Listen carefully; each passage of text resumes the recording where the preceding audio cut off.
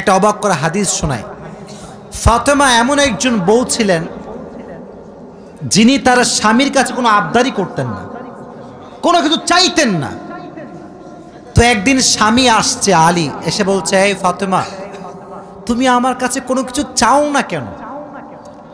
কিচ্ছুই চাও না, আমি চাই তোমাকে দিতে, তুমি নিতেই চাও না।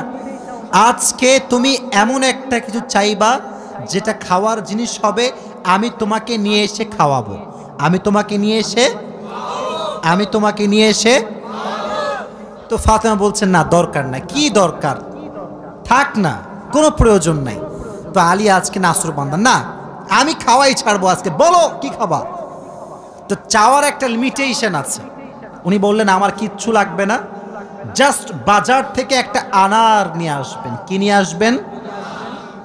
তো আলী রাদিয়াল্লাহু তাআলা আনহু বলছে, ঠিক আছে যাও, আমি যাচ্ছি, তোমার জন্য নিয়ে আসবো একটা আনার।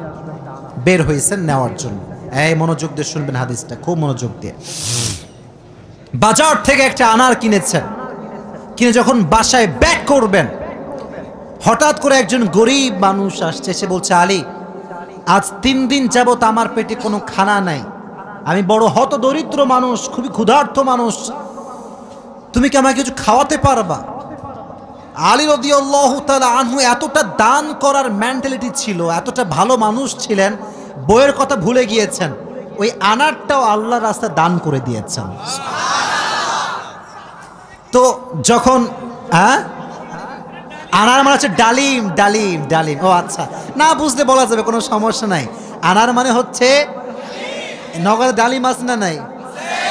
তোমাদের নগরে একটা বড় বাজার আছে, বাজারটার নাম কি? হ্যাঁ, ওখানে দেখবা রাস্তার বাম পাশে সবগুলো বসে না, ফলের সব দেখবা, অনেক অনেক অনেক আপনার আঙ্গুর রাখা আছে, বেদানা রাখা আছে, আছে না নাই? আপনারা বেদানাও বলেন, ডালিমও বলেন। আচ্ছা, তো উনি দান করে দিয়েছেন। তো যখন দান করে দিয়েছেন, হঠাৎ করে মাথায় আসছে, তো কার জন্য ছিল? ফাতেমার জন্য। বলেন, কার জন্য ছিল?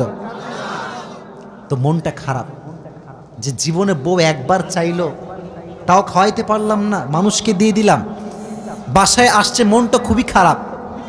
তো বউয়ের ভালোবাসা কাকে বলে খুব ভালো করে বুঝবেন। আলী যখন গেটটা খুলেছে, ফাতেমা যখন আলীর চেহারার দিকে তাকাইছে, বলছে, আলী, নিশ্চিত তুমি আমার বেদনা, আমার ডালিম তুমি আল্লাহর রাস্তায় দান করে দিয়েছো। সুবহানাল্লাহ পড়ে। তো বলছে ফাতেমা, আসলেই তাই, আমি দান করে দিয়ে আসছি। তো বলছে, আলী, তুমি যদি আমার জিনিসকে আল্লাহর রাস্তায় দান করে খুশি হও, আমি ফাতেমা তাতেই খুশি হয়ে গেলাম। অবাক করা বিষয় দেখেন, হঠাৎ করে একজন মানুষ বাসার গেটে নক করেছে, এই কেউ কি আছে বাসায়? গেট খুলেছে, তো দেখছে গেটের বাইরে দাঁড়িয়ে আছে একজন সাহাবী, তার নাম হচ্ছে সালমান ফারসি। তার নাম কি? এদিকে পেছনে কিয়ামত হয়ে যাক, তোমরা আমার দিকে তাকাও। তার নাম কি?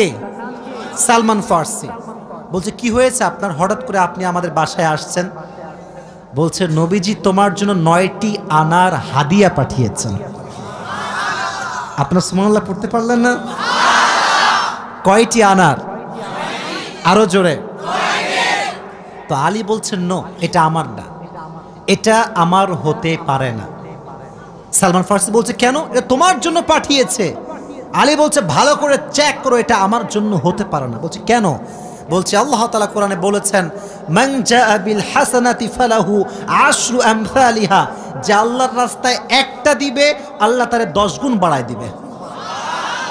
তাহলে আমার তো 9টা হবে না, আমার হবে কয়টা? তো সালমান ফারসি এই কথা শুনে আবার পকেটে হাত দিয়েছে, হাত দিয়ে আর একটা বের করেছে, বলছে, নবী তোমাকে 10টাই দিয়েছে, আমি জাস্ট পরীক্ষা করছিলাম। সুবহানাল্লাহ পড়ে। তো চাইলেও একটা ভালোবাসা লাগে, আর যে আল্লাহর রাস্তায় দান করে তার আরো বেশি বাড়ায় দেয়। একজন আওয়াজ দিয়ে বলেন, তিনি কে? আর একটা রিওয়ায়াত বলি, একদিন ফাতেমা রাদিয়াল্লাহু তাআলা আনহা সুতা বিক্রি করলেন। কি বিক্রি করলেন? সুতার দাম হচ্ছে 6 দিরহাম। কয় দিরহাম? আচ্ছা, তো বলছে, হে আমার স্বামী আলী, 6 দিরহাম নিয়ে কয়েকটা রুটি নিয়ে আসো হাসান এবং হোসাইনের জন্য। কার জন্য? হাসান এবং হোসাইন কার সন্তান? ফাতেমা এবং আলীর সন্তান। তো অবাক করে একটা রেওয়ায়াত, আমি জাস্ট গতকালকে এটা পড়লাম, এটা আমি আগে জানতাম না। তো বের হয়েছে বাসার থেকে রুটি কিনবার জন্য। কি কিনবার জন্য? রুটি কিনে ফেলেছে। Just he was coming back to home, বাসায় আসছিলেন। হঠাৎ করেই